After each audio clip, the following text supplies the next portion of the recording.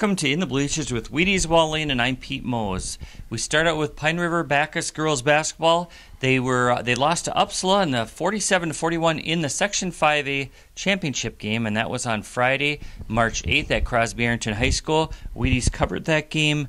Wheaties, what are your thoughts? 6-point loss for the Tigers. They were bidding for their first state tournament appearance. Well, they played well at the start. They jumped out 13-2 and 26-5 leads at the start, but they couldn't hold, and it was a 4-point game by halftime, and then Uppsala just dominated the second half and held Pine River to 4 of 25 shooting. So. Did they have 12 points in the second half, the Tigers? Yeah, only 12 points is all they scored the second half. Okay. On Tuesday, I went to McGregor and I saw the Pine River-Backus girls. They defeated Isle 60-52, and in that game, they also grabbed a big lead right away. It was like 17-3 right away. Actually, it was 17-0 about 4 or 5 minutes into it before Isle even scored. So Kinder Brazel in that game did really well. She had 21 points. She hit 5 three-pointers after missing her first 3 shots of the game. So she really heated up, had her career game to get them to the section final. So congratulations to the Tiger girls. They made it to the final. Speaking of Tuesday night, you were at Bemidji for the Pequot Lakes girls. They lost to Crookston, a very good Crookston team, 76-67. Tell us a little bit about that game. Well, it was fairly close, and we were within, I think it was 6 or 7 points late in the first half, and they hit 2 threes in the last 40 seconds of the first half, and that opened it up, and we made a couple of runs in the second half, but never could get over the hump, as Coach John Dale said. So. Still a nice season for the girls. They've got quite a few starters coming back next year, so we wish them the best of luck next year. Oh, yeah, they're young and only lose to Abby Palmer and Jessica Kreitz, the only 2 seniors. So 2 very good players, but they do have a lot coming. Good young girls coming up yet, so okay. We're in good shape there. The program's on a roll, so congratulations to them. Boys basketball, we don't have good news to report for the Pine River-Backus boys. They lost to number 1 Barnum, 73-29 in the subsection 5A quarterfinals. They did win their playing game. That was a nice win for them, their second win of the year. And the Pequot Lakes boys lost to Park Rapids, a bit of an upset, 9-8, and that was at home. Last week they lost 60-57 in the first round of the 8AA subsections.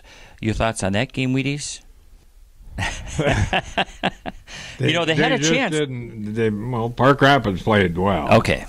But we had quite a few turnovers and missed some shots we shouldn't miss. And I had a peek of the stats for the season from Coach Gruey, and Jordan Redmond really had a good season for points. That's about as high as we've seen. 498 points for 18 almost 19-point average. Very nice season. The boys will see what happens next year. I think they have quite a few players back, too, for next year, and they got some good ones coming up, too. So we wish the best of luck to the Pine River-Backus and the Pequot Lakes boys next year. And, Wheaties, that sums up another winter season. How about your favorite memory? What was your favorite memory? Okay, what's your favorite memory from the winter season? Well, I probably got 2. 2 out of many hundreds. All the games you saw this winter. When we beat Crosby-Arrington here, I think. Boys or girls? The boys. Okay.